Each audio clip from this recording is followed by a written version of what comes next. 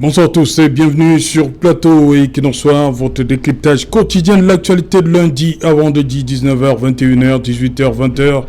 Greenwich Mean Time. Elle aurait pu être à côté d'autres infrastructures construites à l'occasion de la Coupe d'Afrique des Nations Total Energy Cameroun 2021.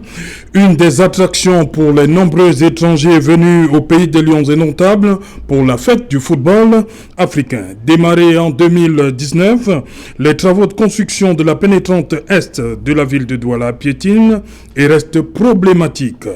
Pensé pour décongestionner cette voie qui donne accès notamment aux corridors internationaux Douala-Bangui et Douala-N'Djamena, ainsi qu'au stade de Japoma, les travaux sont une fois de plus à l'arrêt et ce depuis plusieurs mois. L'absence de ressources, le défi lié à la non-libération de l'emprise, le déplacement des tombes constituent, à côté de la pandémie Covid-19, quelques facteurs ayant conduit à ces retards considérables notés dans la livraison de ce chantier 18 mois après son démarrage. L'entreprise chinoise désignée pour l'exécution des travaux dès 2019 montrera des limites en termes de maîtrise technique. Une situation sanctionnée par le retrait du chantier au profit du constructeur canadien McGill. Bien qu'aguerri et en la matière, McGill signe néanmoins un partenariat avec le français Razel. Le déploiement de ces deux grands de la construction, bien évidemment, sur le terrain contribue à changer la physionomie de la pénétrante est de la ville de Douala, mais ça piétine malgré les nouveaux financements. Mardi 16 février 2021, le président de la République a pris un décret habilitant le ministre de l'économie, de la planification et de l'aménagement du territoire à signer avec la Standard Chartered Bank de Londres et UK Export Finance, en abrégé UKEF, une convention de crédit d'un montant de 135 millions d'euros, environ 89 milliards de francs CFA, pour le financement de la phase 2 des travaux de réhabilitation de la pénétrante est de la ville de Douala. La phase 2, j'ai bien évidemment indiqué.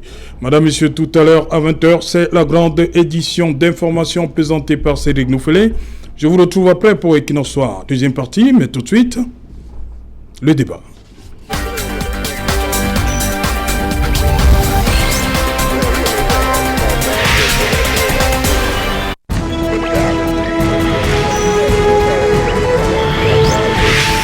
Arrêt des travaux de réhabilitation de la pénétrante est de Douala, l'incompréhension. Pour en parler, nous avons invité en plateau ce soir, il est tout nouveau, c'est la première fois, Hugues Kouchou.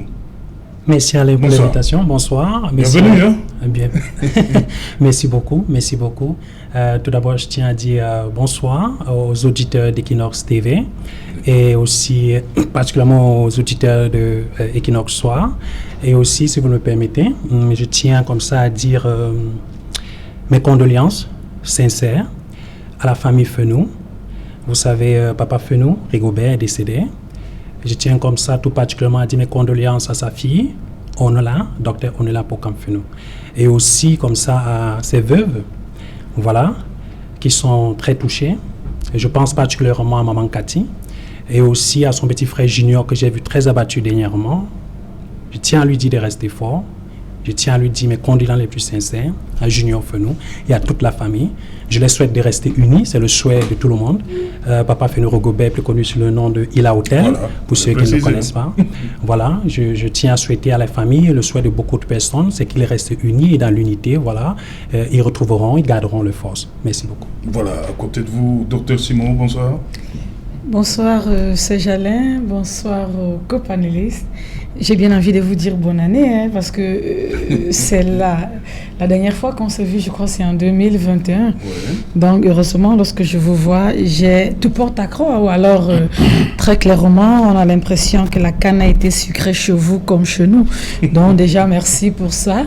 Et c'est un plaisir de revenir une année après tant de sucre de la canne, il faut le dire. Voilà, merci. Bonsoir Vincent de Poliédé, conseiller municipal PCRN à Douala 3e. Nous sommes chez vous là, la pénétrante est. Oui, c'est vrai. Et on aura l'occasion d'en parler. Voilà, tout à l'heure. Voilà. Mais je dis bonsoir et bienvenue chez vous, chez nous. Ouais. Parce que je crois que ça fait plus de mois que vous n'étiez pas là avec nous. Donc, soyez la bienvenue et bon retour à toi. Voilà, merci. À côté de vous, Serge-Henri Kelbet, bonsoir. Bonsoir Serge-Alain, c'est un plaisir d'être là, un plaisir qui m'est renouvelé. Je vous souhaite un très bon retour à Douala et bonsoir à nos millions de téléspectateurs. Voilà, je commence avec vous, Serge-Henri Kelbet. Vous êtes polytechnicien. Pour les habitants, je vais revenir avec les habitants, avec le conseiller UID. Pour ceux qui passent par la pénétrante Est, vous, en tant que polytechnicien, dites-nous, qu'est-ce qui se passe véritablement? Pourquoi ce chantier, comme je l'ai dit à l'entame de mon propos introductif, ça aurait pu être l'une des fiertés pour ceux qui venaient au Cameroun, sont venus au Cameroun pour cette 33e édition de la Coupe d'Afrique des Nations. La pénétrante Est, elle a été lancé ce chantier aussi pour fluidifier les mouvements, surtout par rapport à Japoma. Qu'est-ce qui se passe de ce côté-là? Oui, Serge-Alain, ce chantier est la preuve patente, n'est-ce pas, que il se passe quelque chose dans le management des projets au Cameroun. Et j'ai envie de me poser si parfois nous faisons recours, n'est-ce pas, aux outils de gestion opérationnelle, tels que des outils d'aide à la décision. Parce que nous avons vu en Mondiovision comment est-ce que le ministre des Travaux publics lui-même demandait à une entreprise déjà adjudicataire de ce marché quelle était son expérience. Est-ce qu'elle avait déjà réalisé des travaux de ce genre? Je vous assure que ça donne froid au dos. Et moi qui suis manager et chef d'entreprise et qui a longtemps soumissionné à des marchés publics, principalement avec l'Union européenne, sans publicité, ou la Banque africaine de développement, je sais très bien comment est-ce que de manière systématique les dossiers techniques sont analysés après les dossiers financiers. Le dossier technique est très important. Alors, quand il arrive à ce que le chef d'un département vienne sur le terrain... On appelle l'ingénieur de la République. Demander à une entreprise, est-ce que vous...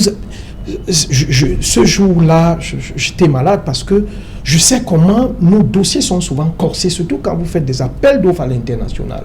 Vous trouvez des Tunisiens, vous trouvez des entreprises françaises, capées. Compétition et vous réussissez à gagner ces marchés, financés par l'Union européenne, qui pouvait tout faire pour donner des marchés à des entreprises françaises ou nord-africaines. Mais les Camerounais réussissent à les gagner. On sait comment c'est compliqué. Mais quand un ministre aujourd'hui vient demander un marché de 100 milliards, de demander à une entreprise comment est-ce qu'elle l'a fait, moi je n'arrive pas à comprendre. Mais il faut que les Camerounais qui nous suivent aujourd'hui comprennent que cette deuxième phase de la pénétrante S, c'est 9 km x 3, donc 27 km au total. Vu la bande, c'est 9, 9, 9. Cette deuxième phase, la pénétrante S, doit avoir, quand ça sera terminé, 2 échangeurs. L'échangeur au niveau d'IASA et puis un autre échangeur au niveau du stade. Oui, Japon. Au minimum. Des sens giratoires, je crois 3 ou 4. Gynéco-obstétrique, ARI, ainsi de suite. Il doit avoir des sens giratoires pour permettre la fluidité de ce corridor. Lorsque vous analysez techniquement... 6 giratoires. 6 giratoires, voilà. Alors, techniquement, financièrement, 100 milliards, vous vous dites quand même que le kilomètre, c'est 1,375 milliard. Donc, voilà un projet où, pour l'une des rares fois, on peut accepter que le kilomètre de bitume et de béton soit supérieur à 1 milliard, à la moyenne mondiale. Pourquoi? Parce que vous avez vu, par exemple, au niveau du pont d'Adibamba, il y avait un bourbier qu'il a fallu assécher. Ça demande d'autres travaux. Alors, un projet comme ça, qui financièrement me semble être quand même très acceptable, mais qui, 2-3 ans après, n'est pas achevé. Et Serge Alain, il y a un problème. Le problème qui est un problème opérationnel. Et si vous observez, 80 à 90% des projets camerounais échouent. Ont échoué. Vous prenez un projet de barrage, en temps et en budget, ça dépasse. Or, on évalue un projet sur le coût et sur son temps. Il y a 2 axes. Abscisse et ordonnée. 5 milliards, est-ce que vous êtes resté dans les 5 milliards? 2 ans, est-ce que vous restez dans les 2 ans? Lorsque vous ratez une seule des courbes, le projet a échoué. Je ne veux pas sortir de d'autres projets, mais si vous prenez tous nos barrages, nous dépassons en budget, nous dépassons en temps. Le pont sur le Vouri, nous avons dépassé en budget, nous avons dépassé en temps. Et il y a un projet que tout le monde attend là? Oui, bien sûr, un projet hydroélectrique. Non, pas. On sort de quoi là? Vous parlez duquel? Le stade? Oui, bon, écoutez, le stade d'Olymbe... Là, c'est la catastrophe? Non, on ne va pas entrer là-dedans, mais je dis que tous les projets au Cameroun échouent, 90%. Oui. Je vous dis, si vous prenez, tous ceux qui ont fait gestion de projet vont vous dire, c'est le budget et le temps. Oui. C'est avec ça qu'on évalue un projet. Une fois qu'un seul élément, le temps, est sorti de son abscisse, le projet a échoué, même si vous le livrez. C'est-à-dire, si c'était 5 ans, vous livrez en 5 ans, 2 semaines, il a échoué. Mais vous avez livré 5 ans, 2 semaines. Si c'était 5 milliards, 5 francs, il a échoué. Si vous faites l'audit par les Big Four, Pricewaterhouse, KPMG, tous ces grands cabinets, ils vont vous dire que le projet a fait échoué. Mais il y a une limite acceptable. Donc, ce qui se passe à la pénétrante Est, pour ma part, pour le dire, je suis surpris, surtout que ça vient du département ministériel du ministre Ngandou Ndjoumessi, qui était Minépat, ministre de l'économie, du plan d'aménagement. Donc, c'est des ministères assez sérieux où il a fait ses classes avant de venir aux travaux publics. Est-ce que c'est parce qu'il n'y a pas de l'argent? Mais moi, à son temps, quand on a levé ça aux Chinois, j'avais dit à un ami que McGill ne pourra pas réaliser. Parce que, voyez-vous, ironie de l'histoire, j'ai longtemps étudié au Canada, j'ai fait mes classes là-bas, j'ai vécu là-bas. McGill n'est pas considéré comme une entreprise, c'est un non-aime, même dans le Québec. Les entreprises qui pouvaient venir aider le Cameroun sont les SNC Lavalin. Parce que le Cameroun, n'ayant pas d'argent, cherchait un partenaire qui peut préfinancer et récupérer ses sous après, avec peut-être une garantie souveraine, de manière exceptionnelle à ce titre-là pour ce chantier par rapport à la CAN. Parce que c'était l'un des outils que le Cameroun devait mettre à disposition pour accéder au stade de Japoma. Il fallait impérativement que le Cameroun fasse des sacrifices tels que peut-être donner une garantie souveraine à une entreprise sérieuse, autant pour moi, qui était prête à mettre de l'argent. Donc, les 27 km, 9 km x3, qui devaient être livrés en 2021, exactement en février 2021, un an avant le début de la CAN, ne sont pas livrés jusqu'à aujourd'hui. Lorsque Maguine a pris le marché devant tout le monde, la Radio Vision, l'a donné, ils ont appelé la ZEL pour faire des aménagements. Bon, mais vous voyez, hors de toute considération politique, je pense que là, je ne veux pas dire que c'est l'intellectuel qui parle, mais là, c'est quand même le technicien qui veut s'exprimer. Hors de toute considération politique, nous avons fait des bricoles, peut-être pour plaire. Moi, je ne pense pas que le chef de l'État, Paul Biya, a besoin de cela. On commence à grincer les dents en disant que le stade Olymbe, il ne veut même plus entendre parler de son nom dans ce stade, étant déçu de ce qu'il a vu comme spectacle. Je pense que c'est des choses qui n'honorent pas le Cameroun. Qui plus est, la totalité du budget est sortie. La totalité des 100 milliards ont été déboursés. Alors, qu'est-ce qui se passe que nous sommes toujours en train de faire des rallonges financières lorsque l'argent a été déboursé? Je pense qu'en gestion de projet, on travaille sur les ressources humaines, les ressources financières, les ressources matérielles, et puis tout. Qu'est-ce qui a manqué réellement? Moi, je me pose la question, mais moi, je pense encore que c'est une question de gestion opérationnelle. Le ministre Ngandou Ndjoumessi, ministre des Travaux publics, sortant du Minépat, devrait normalement avoir des outils nécessaires pour piloter ce projet dans son ministère. Il n'avait même pas tout à fait besoin de se déplacer, parce qu'aujourd'hui, avec les TIC, on peut vérifier l'évolution d'une structure à distance, et qu'ils viennent ici pour des avancées majeures. Donc, Serge Alain, honnêtement, je suis autant déçu que la plupart des Camerounais qui auraient souhaité habiter à Douala 3e. Monsieur le maire, moi, je me suis cantonné finalement à Douala 5e parce que ne pouvant pas... Vous êtes déçu, vous êtes sûr que tous les Camerounais sont déçus? La plupart, Non. non. On va écouter. J'appartiens à ces Camerounais qui devaient habiter à Douala 3e, exactement à côté du stade. Oui. Mais ont vu... Oui, tout à fait. J'ai la possibilité de m'installer là-bas, mais j'ai préféré plutôt m'installer à Makepe, dans le Douala 5e, qui était plus proche peut-être de mes activités qui sont du côté de Bali. Et alors je me suis dit, me lever tout le temps à 5 h du matin pour braver tous ces embouteillages, ou alors lorsqu'il y a des officiels qui doivent sortir de la ville, on bloque la route et puis ça crée tout un imbroglio. Mais il aurait fallu que ce projet quand même soit terminé. Voilà, docteur Simon, 18 mois déjà, on devait avoir déjà cette pénétrante, mais on n'a toujours rien. Vous êtes déçu également?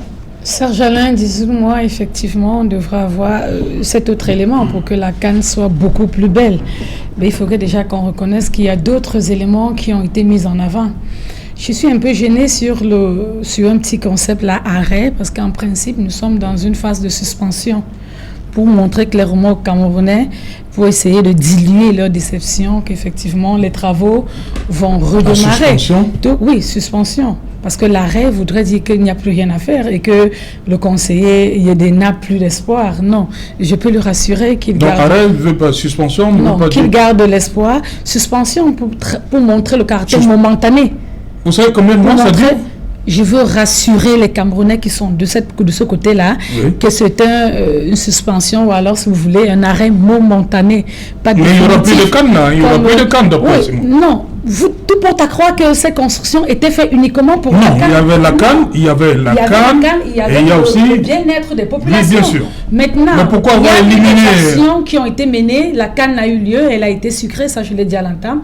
Maintenant, on va revoir, on ne va pas se limiter à la canne, il va falloir penser au bien-être des populations. C'est pourquoi j'insiste sur le concept de momentané, pour donner l'espoir de la continuité des actions. J'ai bien aimé... Vous dites que les travaux ne sont pas arrêtés? Non, ils ne sont pas arrêtés, ils sont suspendus pour une période. Je crois qu'ils vont très rapidement reprendre. J'ai suivi Oui, ils vont très rapidement reprendre. J'ai suivi avec beaucoup d'intérêt ce qu'a dit le confrère, et d'ailleurs vous l'aviez vous-même souligné à l'entame de vos propos, lorsqu'on commençait par l'octroi de ces activités à l'entreprise chinoise. Et après, il y a un constat qui a été fait au niveau de la lenteur et un ensemble d'éléments qui ont été soulignés, d'où le retrait. La résilience de ce contrat pour une nouvelle entreprise, le Canada, où il y a les phases de contractualisation avec les signatures de contrat, vous savez, avec les procédures administratives. Je ne justifie pas forcément par là, mais qui ont également impacté. Nous sommes en 22 seulement. Ah, seulement? Nous sommes en 22. Quand vous dites 2020, on a l'impression que c'est depuis Mathusalem. Nous sommes en 2020, donc il y a cette... Magui a ce chantier depuis 2019. Je vous en prie. Les Chinois ont fait quelques mois seulement. Oui, mais ils n'ont rien fait. Oui, je dis que les Chinois ont fait quelques mois. Magui l'a commencé. Magui est là depuis 2019. Oui, il y a quand même des observations qui sont perceptibles. Il y a des actions qui sont menées. Je crois Razel également, avec les aménagements des bordures et tout ce qui va avec. Il y a quand même des actions qui sont menées, qui ont essayé, n'est-ce pas, d'asseoir une certaine fluidité de la route pendant la période de la canne. Maintenant, on veut un chantier terminé. Et d'ailleurs, avec cette nouvelle entreprise, on est arrivé à une nouvelle présentation actuelle du projet. Il n'est plus ce qu'on avait avant. Mais ce qui est important, c'est de souligner la difficulté majeure qui s'est présentée. Parce qu'on se plaît très clairement à détourner, mais on oublie qu'il y a une difficulté majeure. C'est que dans l'octroi de ce prêt, il y avait également la prise en compte, n'est-ce pas, des ressources internes, mais malheureusement qui n'ont pas été mobilisées. Et nous savons pourquoi. Les trois régions que nous avons en difficulté, moi je le dis très honnêtement, souvent au Camerounais, il y a 3 régions qui pénalisent financièrement l'État du Cameroun, qu'on le dise. Donc quand moi je vois un citoyen camerounais commencer à décrier, à tirer, sans tenir compte de ces aspects-là, c'est-à-dire Boko Haram, Nord-Ouest et Sud, je dis non mais attends, arrêtez-vous un instant et regardez qu'il y a un gros travail qui nécessite des dépenses financières et qui peuvent à un moment paralyser les activités ou les désirs de l'État du Cameroun. Donc tenons compte de ces éléments-là. Voilà le véritable problème qui peut, n'est-ce pas, accompagner alors expliquer ce ralentissement. Maintenant, derrière ça, il y a la reconfiguration du projet. C'est-à-dire, le projet, il vous a parlé de la notification du plan d'action, c'est-à-dire tenir compte des contraintes urbaines en fonction de la ville, ce qui n'était pas fait à l'entame du projet, où on passe maintenant de 3 voies x2, c'est-à-dire, il a parlé de 27, mais je crois que maintenant on n'est plus à sensiblement 54 km qui doivent être la construction de sensiblement 11 dallos à la place des buses. Donc il y a un ensemble de travail qui doit être mis sur pied. Et je crois simplement que cessons d'être péjoratifs ou alors pessimistes et estimer que c'est arrêté. Comme j'ai entendu dire qu'Olembe également ne fonctionne plus. Non, je peux également vous rassurer qu'Olembe également va reprendre et va retrouver son concept clé d'avant qui était le complexe. Parce qu'actuellement, le temps pressant, on a essayé de construire un espace permettant aux différents jeux, aux différents acteurs de pouvoir exploiter. Depuis 2016. Donc, oui. Il est beau, ils sont là, ils sont intéressants, mais ils vont être achevés. Ça, il faut le dire. Donc, il y a un ensemble de modifications qui ont été conçues. On a parlé des dessins giratoires, les passerelles piétonnées, les espaces verts, les équipements urbains, les éclairages. Il y a un ensemble de modifications qu'il faut prendre en compte, qui ont été établies en fonction du premier projet. Donc, qui peut expliquer aujourd'hui le ralentissement des travaux de ce côté-là. Mais rassurez-vous, et ça, je le dis avec certitude, que ces travaux vont continuer et d'ailleurs s'achever afin que le conseiller aidé puisse se sentir vraiment à devenir. Merci. Hugues Couture, Serge Calbert a dit budget étant, si ces deux éléments sont dépassés, on dit que le projet n'est plus, on ne va pas utiliser le terme foiré, mais le projet a un problème. On est d'accord, c'est le cas pour la pénétrante terrestre. Le budget est largement dépassé, le temps également. 18 mois au départ.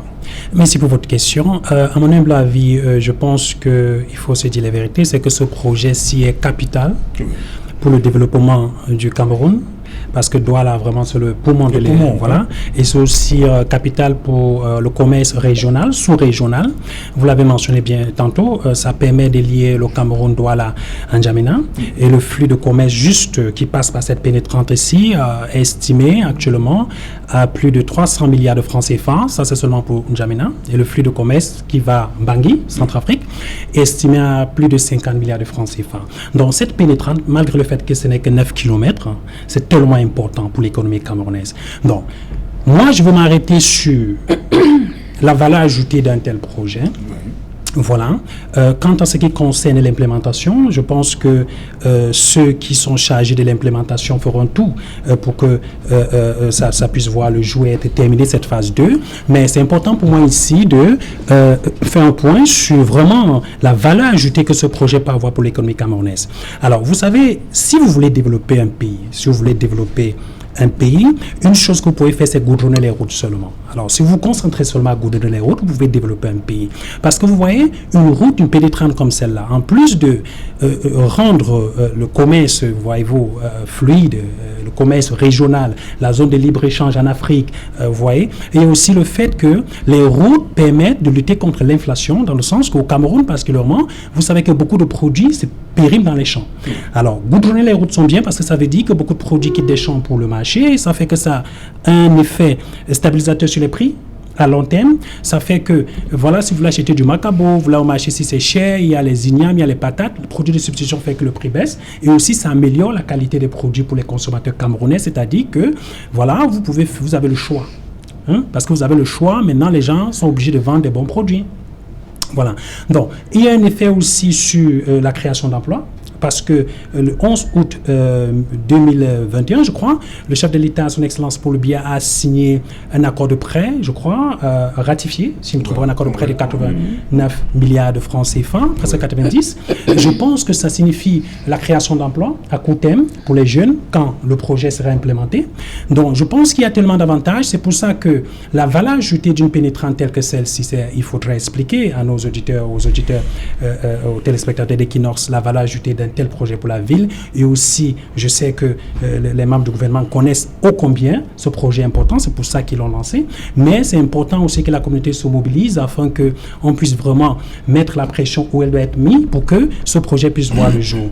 Et il y a aussi un point très important sur la valeur des infrastructures routières telles que celle-ci. Voyez-vous, vous savez, il y a une théorie économique, vous comprenez d'où je viens, c'est très important, il y a une théorie économique, mais la théorie n'est valide que si le gouvernement lutte efficacement contre la corruption, qui explique que si vous maîtriser, si le produit, ce qu'on appelle le PIB en anglais, le Public Investment Budget, en français c'est le budget public d'investissement, par habitant, je précise encore, par tête, diminue dans une région d'un pays sur le long terme, une crise politique éclatera dans cette région.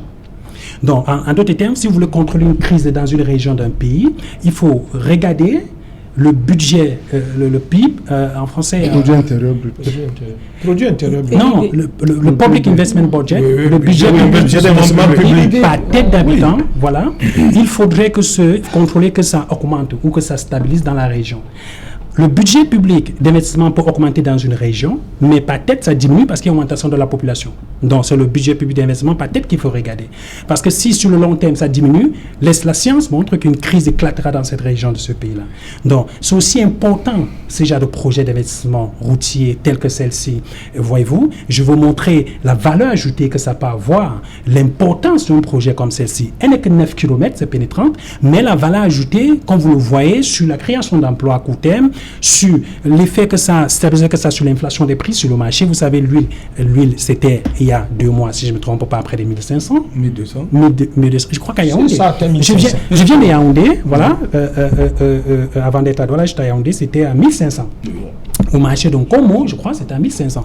Donc, l'important quand son projet pareil, voyez-vous, sur le prix, stabiliser l'inflation, l'importance que ça a un projet sur l'importance d'un projet pareil sur la baisse des prix, voilà, j'y arrive, et aussi sur la qualité, voilà, des produits sur le marché. Donc, je voulais juste rappeler la valeur ajoutée d'un tel projet, les avantages, voilà, qu'un tel projet peut avoir sur l'économie camerounaise, voilà, et aussi l'inconvénient si cette deuxième phase n'est pas mise en œuvre, voilà. Voyez-vous, les conséquences que ça peut avoir. Donc, voyons comme ça les avantages que ça peut avoir, même aussi maîtriser les conflits potentiels. Parce que pour prévenir un conflit, il faut investir dans la construction des infrastructures, les routes particulièrement. Voilà. Donc, c'est tout ça que je tenais à souligner. Voilà. Conseiller Vincent de Poliédé, cette infrastructure, il faut le dire comme ça, les populations, surtout au Douala 3e, attendent sa livraison, et d'abord les finitions, ensuite la livraison, parce qu'on sait que de ce côté-là, il y a un problème de fluidité dans le passage, ça pose forcément un problème là-bas, mais si jamais le projet voit finalement le jour, puisque le docteur Simon nous dit que ça va reprendre, on a tous espoir que ça reprenne, ça fera du bien aux populations de Douala 3e, pas seulement. Ouais. Il faut dire que en réalité, le prétexte même de l'élargissement de ce tronçon-là, voilà, c'était à cause des embouteillages. Justement. Il fallait fluidifier la circulation à cet endroit. Il faut dire également que la compétitivité du port de Douala est lourdement mise en cause à travers les embouteillages. Je vous rappelle que jusqu'à une certaine époque, ces véhicules que vous voyez là allaient jusqu'au Tchad, jusqu'au Soudan, jusqu'au Niger, au Congo également. Et certains de ces pays-là ont trouvé des moyens de substitution. Oui. Pour pallier au manquement du port de Douala. Donc, cette pénétrante-là n'a pas manquement de la sortie ou bien l'entrée du port. Ce n'est pas le port qui a un problème. Non. Entrée ou bien sortie de la ville de Douala. En fait, les opérateurs économiques, oui, s'ils font passer leurs produits par le port de Douala, oui, sont obligés de traverser, de sortir par la pénétrante Est. Oui.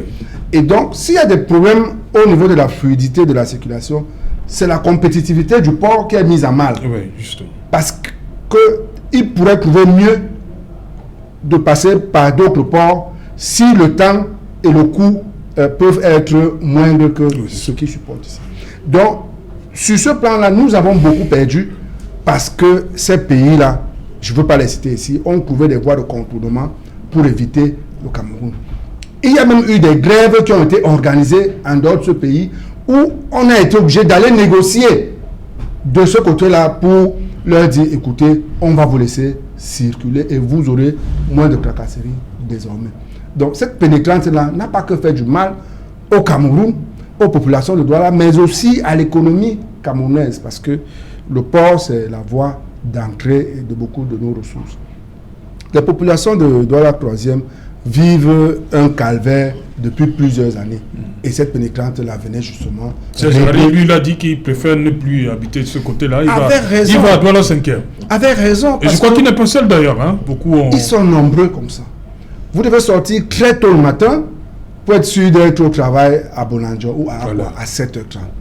À 6h, vous devez être sorti.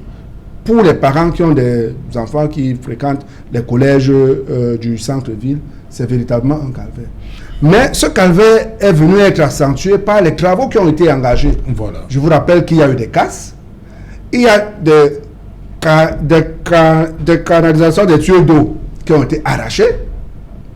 Donc les populations se sont retrouvées sans eau. Il y a des poteaux électriques qui ont été enlevés.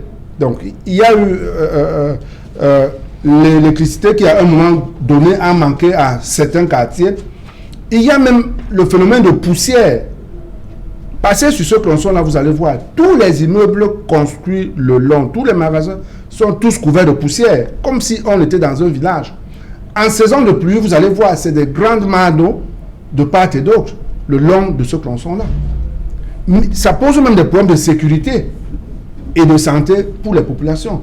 Maintenant, le ralentissement des activités économiques dans cette zone-là, c'est l'une des zones les plus dynamiques de la ville où les opérateurs économiques ont construit qui des hôtels, qui des magasins et autres, et qui tournent au ralenti.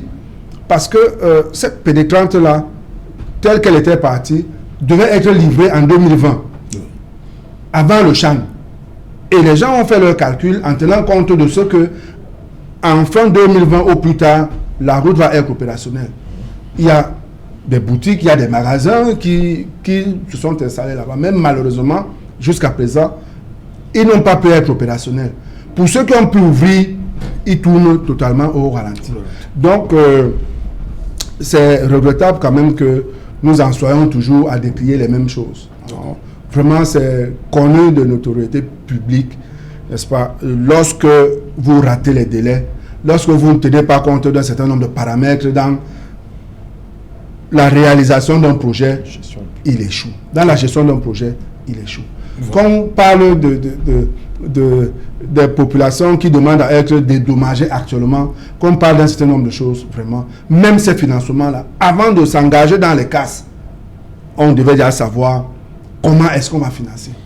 J'ai cru lire qu'il y a eu une convention de prêt qui a été signée entre le Cameroun et une banque locale pour les 10 milliards que le Cameroun devait apporter dans le projet.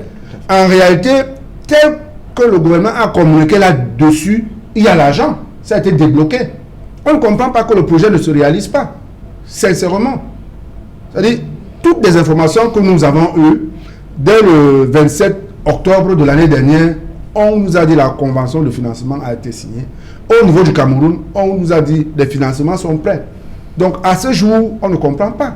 Ou alors, le gouvernement a juste fait une opération de propagande pour laisser croire que ce projet était enfin, parce que il faut dire que c'est depuis 2020 que le projet est en arrêt. Ouais. 2020. On est revenu là après, mais ça fait plus d'1 an que rien ne bouge. Donc, le docteur Simon dit que ne vient pas dire que c'est la suspension. Non, ça c'est un petit jeu de mots qui n'a pas de sens là. Les différents engins qui étaient même là n'existent plus. Voilà. Ils ont été transportés. Voilà.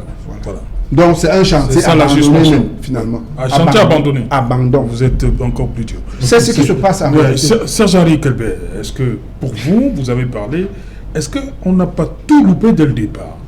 C'est-à-dire, il y a toujours...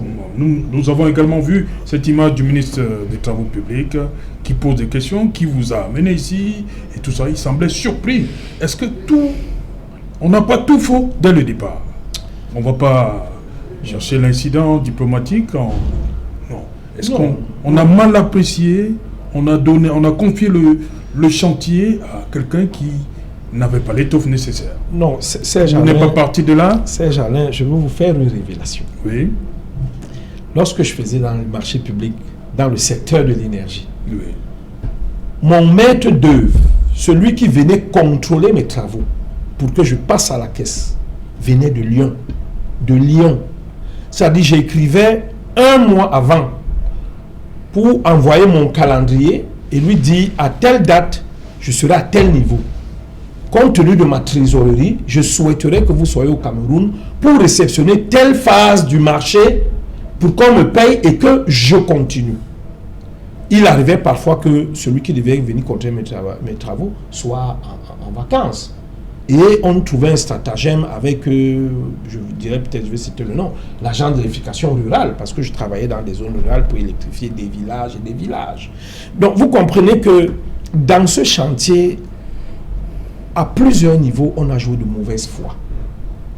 Et je le disais tantôt dans une émission ici, il n'y a pas longtemps, qu'il faut qu'on cesse de vendre au chef de l'État des éléphants blancs. C'est-à-dire des travaux des paniers percés, qui absorbent énormément d'argent et qui ne nous produisent rien à la fin. Vous vous rendez compte que 3 ans après, presque 4 ans, seulement 30% de ce projet est réalisé. Je dis 30%. Aucun sens giratoire, aucun échangeur. Les dallos, oui, peut-être sont faits. Les trottoirs, les espaces verts, rien n'est fait. Les poteaux, on a encore en train de placer plus. Les remblais, parce qu'il part du point kilométrique 10 plus 400 jusqu'à la Dibamba pour faire point kilométrique 19 plus 300. Donc c'est 9 km 100 qu'il faut réaliser. Moi je n'arrive pas à comprendre comment dès le départ le ministère qui est le maître d'ouvrage ne s'est pas fait accompagner par un cabinet au-delà du maître d'ouvrage, parce que du maître d'œuvre, parce que certainement il y a un maître d'œuvre. Il y a un maître d'œuvre, c'est-à-dire entre le ministère et l'entreprise adjudicataire, il y a un maître d'œuvre qui dit au ministre, ok, vous pouvez descendre. Mais on peut mettre à côté en parallèle un cabinet qui peut être même Veritas, ici au Cameroun. Si on a un peu de moyens, on prend un des Big Four. J'ai cité Pricewaterhouse, Deloitte, sans publicité. Mais des gens qui sont assez crédibles. Et quand vous trouvez ces gens dans des projets, vous allez trouver le financement. Parce qu'on est convaincu que l'argent ne va pas prendre des contours gauche à droite. Je voulais revenir sur un aspect que le docteur Simon a énuméré. Le Cameroun traverse des crises sécuritaires dans 3 régions. Mais il me semble que pour ce projet, le chef de l'État a nommément dit quel est le montant alloué à ce projet. Ce n'est pas qu'il fallait aller puiser au trésor et qu'arrivé au trésor, on disait que non, on a beau payer les militaires. Non, on a beau envoyer la logistique à l'extrême, non. Il y a de l'argent pour ce projet. Il y a eu de l'argent pour ce projet. 100 milliards. Les banques, il y a sans publicité, je dirais encore, il y a Wafa, à Tidjari, et puis il y a la Standard Chartered Bank, les 2 banques qui ont contribué à trouver 89 milliards et poussière, donc 90 milliards exactement. Cet argent a été mis sur la table. Comment fait-elle exactement 1 an. Hein? 1 an. Comment c'est même pourquoi on n'explique pas. Moi, je n'arrive pas à comprendre pourquoi est-ce que ce projet n'est même pas à 60-70% de sa phase. Je vais aussi revenir sur ce qu'a dit mon copanéliste, M. Hugues, oui. Sur le budget d'investissement public. Mais mon cher, le président de la République, au moins dans 2 discours de fin d'année à la nation, premièrement, il a dit comment se fait-il que certains ministères, en fin d'année, ont seulement consommé 45% de leur budget. C'est-à-dire on vous donne 5 milliards. Vous êtes là, c'est à partir de juin que vous commencez à lancer quelques appels d'offres à tête chercheuse. Parce que vous cherchez l'entreprise qui peut réaliser pour vous, pour les rétrocommissions. En fin d'année, vous n'avez que consommé 45%. Mais c'est un scandale. Est-ce que ce ministre travaille? Deuxièmement, le président de la République lui-même dit, comment se fait-il que ce qui a réussi ailleurs n'arrive pas à réussir chez nous? Qu'est-ce qui nous a manqué ou qu'est-ce qui nous manque? Vous comprenez enfin que moi, lorsque j'ai fait mon bilan, il faut que on est dans ce pays, dans certains postes clés, que ce soit à l'énergie, que ce soit au plan, que ce soit au travaux publics, des technocrates. Il faut arrêter de prendre les gens sortis de l'ENAM là, des diplomates, ainsi de suite, qui ne comprennent rien de la réalité du terrain. Et c'est pour vous dire que, vous revenez à votre question, que dès le départ, la passation de ce marché est à questionner. Il est anormal qu'un ministre vienne sur le terrain en Mondiovision et demande à l'entreprise adjudicataire, presque un an après, est-ce que vous avez l'expertise ou est-ce que vous avez déjà réalisé certains travaux? Nous, quand on va vers ces trucs-là, on a les CD, on a les clés USB, on a même des références. On dit au maître d'ouvrage, vous pouvez appeler tel. Si c'était vers la Banque mondiale, allez, vous allez voir sur le site l'entreprise des travaux qu'on a fait. Si c'était à l'Union européenne, allez, ils vont vous dire que telle entreprise, nous avons travaillé avec elle. Mais il y a aussi un autre aspect, Serge. Oui. J'ai posé une question un jour au ministre des marchés publics, avant celui qui est là actuellement. C'était l'un d'un business forum. Oui. Cameroun Business Forum. Oui. Mais je lui ai demandé. Ici à Douala. Oui, ici à Douala. Excellence. Je ne sais pas, en matière de législation, que prévoit la loi lorsque le donneur d'ordre, le maître d'ouvrage, ne respecte pas ses engagements? Quelles sont les sanctions qui sont prévues? Parce que lorsqu'une entreprise, adjudicataire d'un marché, ne réalise pas son projet, elle peut être bannie des marchés publics pendant 4-5 ans, et puis elle a un montant qu'elle doit payer, indemniser le maître d'ouvrage. Mais à l'inverse, parce que là, je ne pense pas que c'est McGill qui pose problème. C'est l'État du Cameroun ou le ministère des Travaux publics qui, de son côté, n'arrive peut-être pas à mettre à disposition ce qu'il faut pour que le chantier avance. Or, ces gars ont pris des assurances. Ces gars ont recruté du personnel. Ainsi de suite. Il y a un préfinancement qu'on fait quand on va vers un marché. Et quand vous voyez un marché qui s'arrête pendant 2 ans, moi je l'ai eu 5 ans. 5 ans pour attendre la facture d'un paiement. Vous mettez la clé sous le paillasson. Quelles sont donc les sanctions qui sont prévues au Canada? Le ministre m'a dit rien. Vous voyez donc que l'investisseur n'est pas protégé au Cameroun. Ceux qui mettent de l'argent ne sont pas protégés. Il faut donc revoir le caractère juridique dans la passation des marchés. Parce qu'on aura une entreprise qui va venir faire du fanfaronisme, il vient là après, il a déjà pris l'avance de démarrage. Oui, c'est 20%. Si on vous donne 20% de 100 milliards, mais attendez, c'est important. Le temps qu'on vous poursuive et tout, comme c'est les entreprises étrangères, les gars ont pris l'avion, ils sont partis.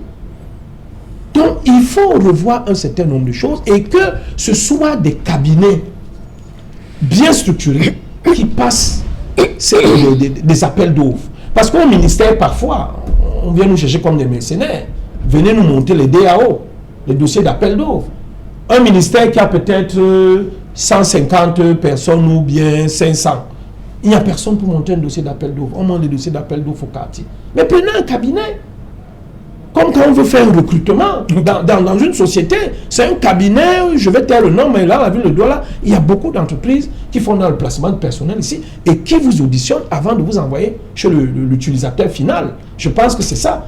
Et qu'on cesse de faire des trucs des fonctionnaires qui attendent les rétrocommissions ou qu'on paye un marché de l'autre côté, qu'on vous attribue le marché. Je pense que le Cameroun paie beaucoup d'argent dans le système actuel de passation des marchés. Docteur Simo, vous maintenez que c'est l'absence de ressources qui est à l'origine de ce ralentissement des travaux du côté de la pénétrante Est?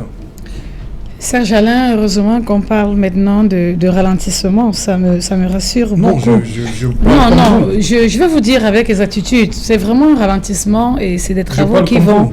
Non, c'est bien de parler... Pas entendre le terme arrêt. Non, c'est pas un arrêt. Voilà. Mais je vais simplement rappeler quelque chose parce qu'il y a des éléments qui m'ont intéressé sur ce plateau. Le confrère a parlé de valeur ajoutée et je dis, mais voilà, je suis très d'accord. lorsqu'on parle de valeur ajoutée, on ne va pas oublier le joyau architectural qui a été construit tout à côté. Et vous n'allez pas me dire que l'État du Cameroun peut construire un bijou aussi immense et ne pas penser, n'est-ce pas, aux voies d'accès pour pouvoir, n'est-ce pas, mettre en exergue ce bijou.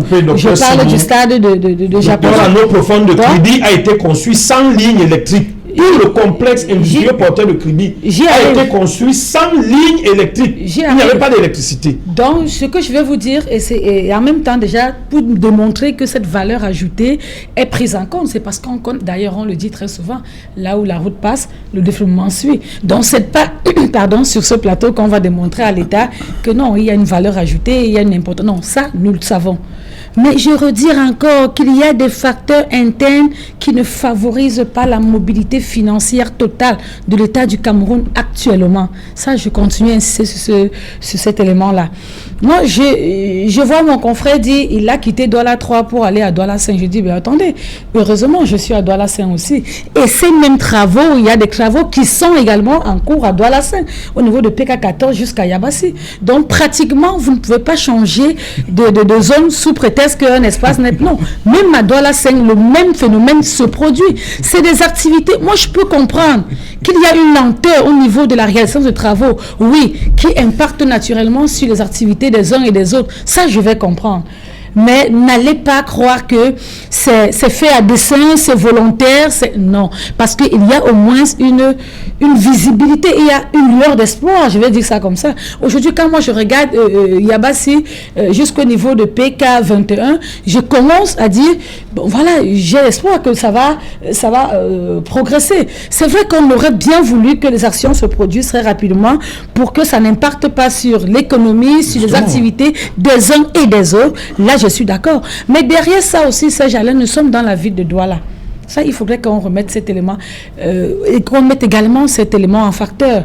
Dans la ville de Douala, et lorsque je parle d'une ville urbaine comme Douala, il y a un autre élément qui peut impacter la rapidité dans les travaux. Il y a le désordre urbain, il y a l'incivisme des populations qu'il faut également mettre en avant. Et je crois que c'est des occasions pour nous de conscientiser les populations sur les enjeux, les jeux et les enjeux de l'action qui est en train d'être menée, pas seulement pour l'État du Cameroun, pas seulement pour l'économie du Cameroun, mais pour nous aussi. Mais malheureusement, qu'est-ce qu'on fait très souvent? On ne se focalise que sur des aspects qui vont exciter ou alors amener les uns et les autres à des rébellions, les dédommagements, les ci et les ça. Pourtant, si on commence à faire une observation claire et nette, on va se rendre compte que non, il y a des personnes qui ont construit où il ne fallait pas, il y a des personnes qui ont fait ci, qui ont fait ça et qui n'ont peut-être pas droit à X ou à Y. Mais lorsqu'on a la chance de venir sur un plateau comme celui-ci, on va dire non, il faut dédommager les gens, il faut, avant de déguerpir les populations, il faut faire ci, il faut faire ça. Non, je crois qu'il est également important. Et on dit cela, démontrer le bien fondé de l'action que l'État du Cameroun veut mener et pour amener, n'est-ce pas, les uns et les autres à adopter des comportements favorables à la réalisation du projet. Je suis très d'accord que lorsque le projet commence, lorsque le facteur temps commence à être un peu long, ça peut impacter, n'est-ce pas, sur la qualité du projet. Dépassé, hein. Oui, sur la qualité du projet, je suis d'accord avec vous. Mais je continue à vous rassurer parce que d'ailleurs, il y a des actions que Maguil, moi je vais peut-être aller plus loin, vous allez me tirer sur les doigts, taper sur les doigts, pardon, mais lorsqu'on regarde quand même cette pénétrante aujourd'hui, il y a une nette amélioration par rapport à hier. Mais ce que nous voulons, c'est que ces travaux soient achevés et que la circulation soit totalement aisée pour tout le monde. Vous avez en face de vous un élu. Hein. Je le dis parce que c'est également une zone que je fréquente. Non, il est un élu, il dit qu'il n'y a même plus d'engins là-bas. Il n'y a plus d'agents, mais il y a des travaux. Non, à entendre qu'il n'y a plus d'agents, ça peut... Non, à dire qu'il n'y a plus d'agents, tu portes à croire que rien n'a été fait. Je crois que c'est ce qui est faux. Il y a des actions qui ont commencé, mais on voudrait bien, parce qu'on veut assurer le bien-être en tant qu'élu, que ces travaux vont à une vitesse extrêmement exponentielle. Mais rassurez-vous, je continue à le dire, conseiller aidé, ces travaux seront poursuivis et achevés. Voilà. Voilà, Hugues Djou, vous avez parlé de cette plus-value, hein, cette valeur ajoutée. Après, mais l'infrastructure n'est pas encore là. Ça fait 2 ans pratiquement qu'on ne bosse pas de ce côté-là. Vous savez, merci encore plus pour votre question. Vous savez, pour un chercheur comme moi, pour un académicien, nous refusons à faire des commentaires sur des choses pour lesquelles nous n'avons pas des évidences.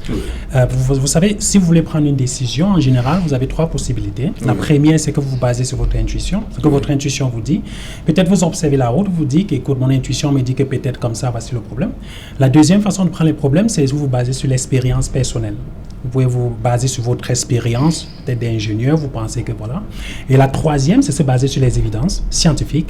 Et c'est ceux sur lesquels nous, en tant que chercheurs, nous encourageons, que ce soit le secteur privé, les autorités camerounaises, que ce soit les Camerounais eux-mêmes, à beaucoup favoriser par rapport aux autres types de prise de décision. En d'autres termes, ce que je veux dire, c'est quoi? C'est que pour que je donne un avis sur un sujet pareil, il faudrait qu'on ait produit un rapport de recherche par des chercheurs indépendants qui ont allé sur le terrain, ils ont fait la recherche en utilisant les méthodologies rigoureuses et produisent un rapport. Là, je peux lire le rapport et je peux faire un commentaire. Mais là, comme ça, je ne peux pas faire un commentaire parce que soit je me base sur mon intuition, c'est comme mon intuition me dit sur ce que j'ai entendu, ce que j'ai vu, soit je me base sur mon expérience personnelle, et ça, en tant que chercheur, je me refuse à le faire. Donc, j'aurais souhaité qu'il y ait un rapport qui ait été produit, voilà, encore une fois de plus par des chercheurs indépendants sur ce sujet-là. Alors là, on pourra se prononcer. Par exemple, vous voyez sur les questions... Vous insistez sur le terme indépendant.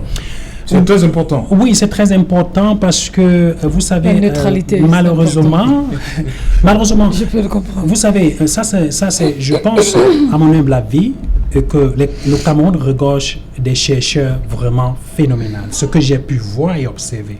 Et malheureusement, je pense qu'ils ne sont pas pris vraiment à la hauteur de ce qui devait être pris par rapport, par exemple, à certains pays développés, j'en viens. Et c'est pour ça que je dis que si on pouvait les écouter, parce que ce qu'ils proposent, c'est quoi? C'est que les décisions doivent se prendre sur les évidences scientifiques, eux, ils produisent. Maintenant, transformer les résultats qu'ils produisent en décision politique. Voyez-vous? Donc, qui sont basés sur les évidences, non sur les intuitions, les expériences. Merci Hugues. Le temps ne prend pas la gorge là. On va revenir, on va continuer, c'est promis. Vincent de Poliédé, je vous comprends.